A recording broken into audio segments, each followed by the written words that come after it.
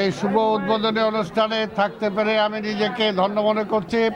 আজকে এই ধরনের মহতী কাজ করতে পেরে আমি নিজেকে ধন্য মনে করছি। আমি বিশ্বাস করি যে আজকের এই হাসপাতাল ডায়াগনস্টিক সেন্টার জনগণের কল্যাণে কাজ করবে। বিশেষ করে পুরনো ঢাকার মানুষ আজকে অনেক সুবিধা থেকে বঞ্চিত, সেই সমস্ত সুবিধা তারা নিশ্চিত করবে।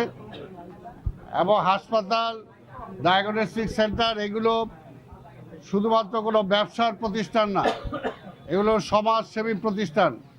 তা আমি যারা এই প্রতিষ্ঠানের মালিক তাদের কাছ থেকে আশা করব যে তারা এখানে সাধারণ মানুষ বা গরিব মানুষ যারা আছে তারা যাতে সুচিকিৎসা পায়, তারা যাতে অল্প মূল্যে চিকিৎসা পায়, প্রয়োজনে বিনামূল্যে চিকিৎসা পায়, অন্তত আমার এইখানে মালিক যারা আছে তারা সেটা নিশ্চিত করবেন।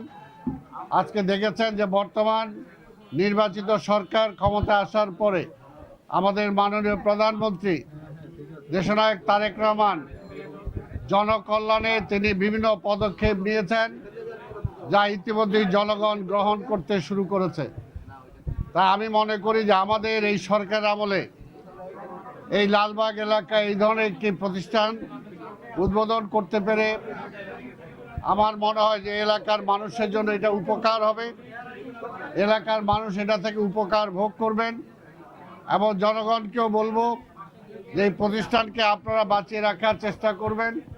পাশাপাশি আজকের এই সময় নিজেরাও অসুস্থ হওয়ার আগে নিজেরা কীভাবে সুস্থ থাকা যায় সেটার জন্য চেষ্টা করবেন।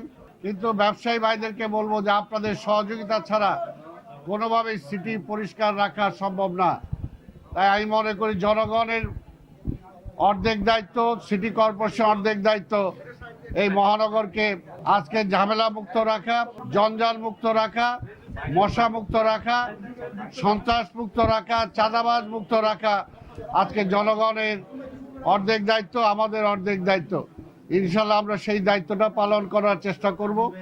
আমি আবার আজকের এই শুভ মুহূর্তে আপনাদের সবাইকে সামনে নিয়ে এটা শুভ উদ্বোধন ঘোষণা করছি। আপনাদের সবাইকে ধন্যবাদ।